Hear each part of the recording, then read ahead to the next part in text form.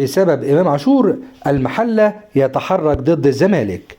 نادي غزل المحلة ورئيسه أسامة خليل تحدث خلال تصريحاته الأخيرة حول تكليفه للمحامي نصر عزام للمطالبة بحق نادي غزل المحلة في رعاية صفقة إمام عاشور وانتقاله من الزمالك لميتلاند الدنماركي مؤخرا.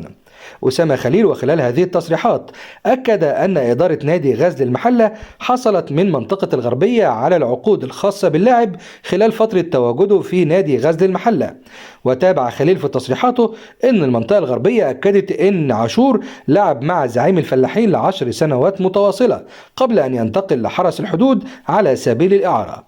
وأضاف أيضا خلال تصريحاته أن انتقال إمام عاشور من القلعة البيضاء تم بصفقة بيع ثلاثية بين غزل المحلة وحرس الحدود والزمالك، نافيا حصول غزل المحلة على مبلغ قدره 300 ألف دولار من النادي الدنماركي كرعاية للاعب.